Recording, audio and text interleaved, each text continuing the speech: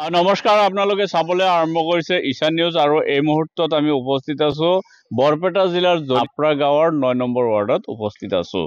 অসমত নিৰ্বাচনী পঞ্চায়ত নিৰ্বাচনৰ বতাহ গৰম হৈ উঠিছে আৰু পঞ্চায়তৰ যিসকল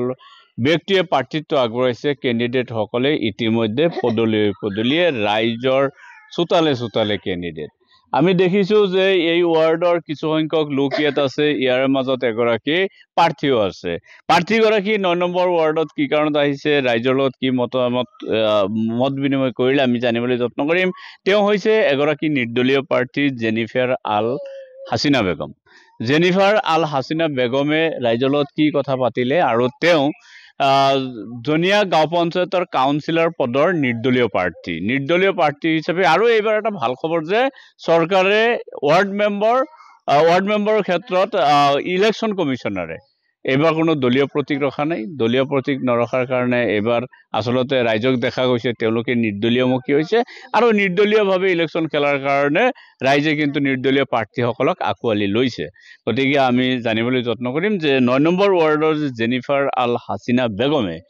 এই ৯ নম্বৰ ওয়াৰ্ডত কেনেকুৱা সমস্যা দেখিছে আৰু ৰাইজক কি প্ৰতিশ্ৰুতি প্ৰদান কৰিছে আমি জানিবলৈ যত্ন কৰিম আপোনাক ঈশান নিউজলৈ স্বাগতম জনাইছো ধন্যবাদ ঈশান নিউজ মোৰ নাম জেনিফাৰ আল হাসিনা বেগম মই ৫৬ নং জনি আঞ্চলিক গাঁও পঞ্চায়তৰ নিৰ্দলীয় পদৰ প্ৰাৰ্থী মোৰ প্ৰতিচিহ্ন হল কলহৰ ছবি মই আজি ৯ নম্বৰ ওয়াৰ্ডত আহিছো ৯ নম্বৰত বহুত সমস্যা দেখা পালো ইয়াতে আপোনাৰ যেটো মানে ৰাস্তা মানুহৰ ঘৰৰ ভিতৰ দি সোমাই যাব লাগে সৰু যিবিলাক ৰাস্তা ঘাট নাই আৰু ইয়াতে দেখা গৈছে মানুহে বহুত চৰকাৰী সা সুবিধা পোৱা নাই ঘৰ দুৱাৰ ভঙা চিঙা হৈ আছে ল'ৰা ছোৱালী ক্ষেত্ৰত মানে আপোনাৰ ষ্টুডেন্টবোৰ মানে বুকাত মানে ভৰি দি সিহঁতে স্কুলত যাব লগা হৈছে কলেজত যাব লগা হৈছে এই নানান সমস্যাৰ সন্মুখীন হৈছো ৰাইজে মোক জনাইছে আৰু মই ৰাইজক মানে প্ৰতিশ্ৰুতি দিছো যে মই যিমান দূৰ পাৰো সিহঁতক মানে সহায় কৰিবলৈ চেষ্টা কৰিম আৰু এই ৰাস্তাবোৰ যেনেকে বাৰু মই ৰাস্তাবোৰ সিহঁতক ফুটপাথবোৰ মই বান্ধি দিবলৈ চেষ্টা কৰিম সকলোৱে প্ৰতিশ্ৰুতি দিয়ে তাৰ পিছত দুৰ্নীতি কৰে আপুনি কি কৰিব নিশ্চয় মই সেই দুৰ্নীতি লৈ মই হিমান দূৰ যাব নালাগে মই ৰাইজক কৈছো মই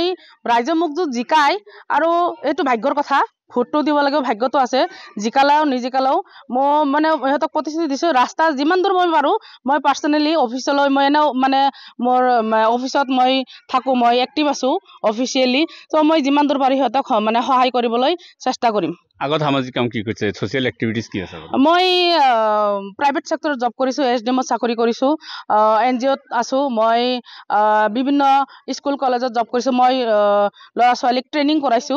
এজ এ মানে টিচাৰ কোম্পানী এইবিলাক মানে মই ট্ৰেইনিং কৰাইছো এই বিভিন্ন ধৰণৰ মানে মই এতিয়াও এক্টিভ আছো এতিয়া ৰাইজৰ মাজত আহিছো ৰাইজক সেৱা কৰিবলৈ কি আপোনাৰ কোৱালিফিকেশ্যন মই গুৱাহাটী ইউনিভাৰ্চিটিৰ পৰা BCA কৰিছো এডুকেশ্যন লৈ BA কৰিছো হিন্দীত বিশাৰত প্ৰবীণ কৰিছো মই আইডিয়াছ ফৰ ইণ্ডিয়া সিটি লেভেললৈ গৈছো মই বাকি প্ৰাৰ্থীবোৰক ভোট নিদিয়ে আপোনাক যে ভোট দি জয়যুক্ত কৰিব কি কোৱালিটি আছে আপোনাৰ যে আপোনাকে ভোট দিব মই এই মাত্ৰ ৰাইজক জনাইছো ৰাইজক কৈছো যদি আপোনালোকৰ কিবা সমস্যা আছে ডাইৰেক্ট মোৰ ওচৰত যাব পাৰিব মই আগতেও কৈছো আপোনালোকক মই এতিয়াও কওঁ মোৰ জেৰক্স কপি নাই মোৰ জেৰক্স কপিৰ ওচৰত যাব নালাগে মই যিমানবোৰ সমস্যা আছে মই নিজে সমাধান কৰিবলৈ চেষ্টা কৰিম এয়া আছিল আসলতে জনিয়া গাঁও পঞ্চায়তৰ ছাপৰা গাঁৱৰ ৯ নম্বৰ ওয়াৰ্ডত জেনিফাৰ আল হাসিনা বেগমে আহিছিলে আৰু তেখেতে ৰাইজৰ সমস্যা সমূহ দেখিছে ৰাইজৰ লগত বুজ লৈছে আৰু তেওঁ কৈছে যে মই দুৰ্নীতি নকৰো আৰু যে দুৰ্নীতি যে আপুনি নকৰিব তাৰ কি নিশ্চয়তা প্ৰদান কৰিব আপুনি ধুনীয়া কোৱেশ্চন কৰিছে একচুৱেলি মোৰ এটা ফ্যামিলি পৰিচয় আছে মোৰ পৰিয়াল যেটো আপোনাৰ সন্মানীয় আলহাজ হালিম আলী স্যাৰ কলে সবাই চিনি পায় তো মই সেই মোৰ মানে ককাৰ নামটো মই কেতিয়াও মানে কলংকিত নকৰো আৰু এই নামটো মই ৰক্ষা কৰি যাম সো সেই বুলি মই সেই কাৰণে মই দুৰ্নীতি নকৰো দুৰ্নীতি কৰিলে দাদাৰ যেটো ককাৰ নাম হেতুত কলংকিত হ'ব আৰু এইটো মই জিন্দিগিত নকৰো তো আপোনালোকে সকলোৱে জানে অৱশ্যে হালিম স্যাৰ বুলি ক'লে বৃহত্তৰ জনীয়া অঞ্চল তথা পশ্চিম বৰপেটাৰ আবেগ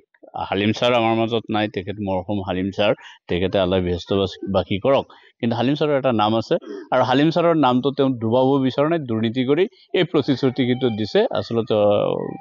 তেওঁ কিমান দূৰ এই প্ৰতিশ্ৰুতি ৰক্ষা কৰে জিকাৰ পাছত সেইখিনি কথা তেওঁ জানিব কিছু ভোটাৰ ৰাইট আছে জেনিফাৰ ব্যৱহাৰ আচাৰ পাতি বা জেনিফাৰৰ এই যে প্ৰতিশ্ৰুতি এই প্ৰতিশ্ৰুতি ৰাইজে কেনেকুৱা পাইছে আস্থা ল'ব নাই এই কথাটো জানিবলৈ যত্ন কেনেকুৱা পাইছে আপোনালোকে ভাল লাগছে ভোট দিব জেনিফাৰক ভোট দিব ভোট দিম হা ভোট দিম এনেই ভোট দিব না আহিছে হা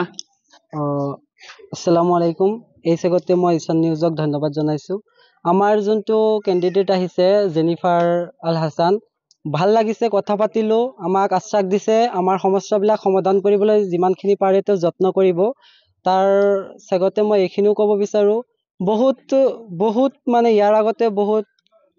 প্ৰাৰ্থী আমাৰ পৰা উঠিছে গৈছে আমাৰ প্ৰতিশ্ৰুতিবিলাক ইমান দিনলৈকে প্ৰতিশ্ৰুতি হৈ আছিল জেনিফাৰ বাইদেৱে আমাৰ গাঁৱে গাঁৱে আহিছে ঘৰে ঘৰে আহিছে চবৰ লগত বহিছে আমাৰ লগত কথা পাতিছে ভাল লাগিছে তেওঁক ভোট দিম আমি সবে ভোট দিম বাকী প্ৰাৰ্থীবোৰৰ তুলনাত জেনিফাৰৰ কিবা ব্যতিক্ৰম দেখিছে নেকি ঠিক আছে বাকী প্ৰাৰ্থীবিলাকৰ তুলনাত আমাৰ জেনিফাৰ বাইদেউ যিমানখিনি আমাৰ যুৱ প্ৰজন্ম আছে আমাৰ লগত ইউথ জেনেৰেশ্যন আছে আমাৰ লগত যিমানখিনি সময়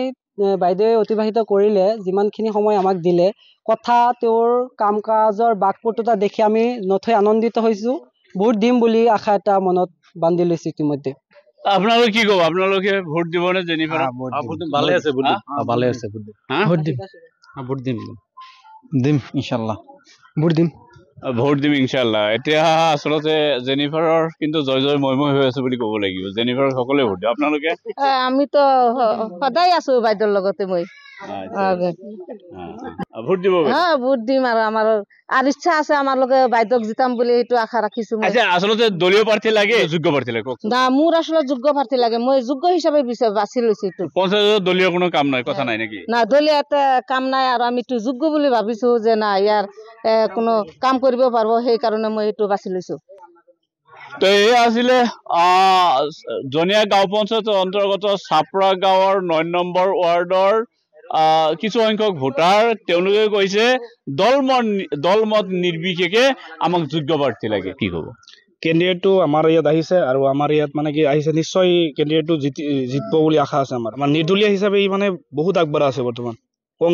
কংগ্ৰেছ যিটো আছে কংগ্ৰেছ ইউডিএফতকৈ বহুত আগবঢ়া আছে বহুত শিক্ষিত আছে নাই এনে আগবঢ়া থাকে কিন্তু ভোটৰ সময়ত ভোট দিব নাই আপোনালোকে ভোট দিম আমি নিশ্চয় দিম আৰু আমি লগত থাকি কেনে যেনে তেনে মানুহক বুজাই দিম যে এইটো যোগ্য ব্যক্তি এইটো ভোট দিব লাগে ইয়াক বাকী দিগত তুলনা কৰিলে আপোনাৰ এইটো পাৰ্থক্য হৈছে কি ই শিক্ষিত আপোনাৰ বহুত আৰু বাকী কেণ্ডিডেটবিলাক ই যেনেকৈ আমাৰ তাত আহিছে আমাৰ এই ৰাস্তা ঘাটৰ যিবিলাক সমস্যা আছে সববিলাক বস্তু ই মানে নিজে চাইছে আৰু বেলেগ যিবিলাক কেণ্ডিডেট আছে সেইবিলাক আহাই নাই এতিয়ালৈকে আমাৰ ইউডিএফৰ যিটো মানে বৰ্তমান কাউন্সিলৰৰ যিটো আপোনাৰ কেণ্ডিডেট যে সিটো অহা নাই তাৰপিছত আপোনাৰ কংগ্ৰেছৰ যিটো কেণ্ডিডেট যে সিটো অহা নাই এতিয়ালৈকে আমাৰ ইয়াত আহাই নাই আৰু ই নিৰ্দলীয়ত হৈ কেনে আমাৰ ইয়াত আহি কেনে ৰাস্তা ঘাটৰ সমস্যা মানুহৰ অৰুণোদয় যিবিলাক সমস্যা এইবিলাক চব বস্তুবিলাক বুজি পাইছে আৰু ই আহি কেনে কৰিছে ইয়াক নিশ্চয় জয়ী কৰিব বেলেগে আহিলে মানে কি বেলেগে আহিলে চাম বেলেগক বেলেগে পিছত চাম ই আগত আহিছে আমি ইয়াকে নাই এতিয়া কোৱালিটি চাব লাগিব বেলেগে মই কৈ আছো বেলেগে আহিলে বেলেগে আমাৰ লগত বহিব আমাৰ ইউথৰ লগত বহিব বেলেগে আহিলে তেওঁলোকক চাম তেওঁলোকে কিমান দূৰ পাৰে বুলি আমি আশ্বাসত লওঁ তাৰপিছত আৰু বিবেচিত কৰিম এতিয়ালৈকে এই সময়লৈকে যদি বাইদেউ আহিছে বাইদেউৰ লগত বহিছো ভাল লাগিছে এতিয়ালৈকে সিদ্ধান্ত লৈছো বাইদেউক দিম তাৰপিছত কি হয় পিছত দেখা যাব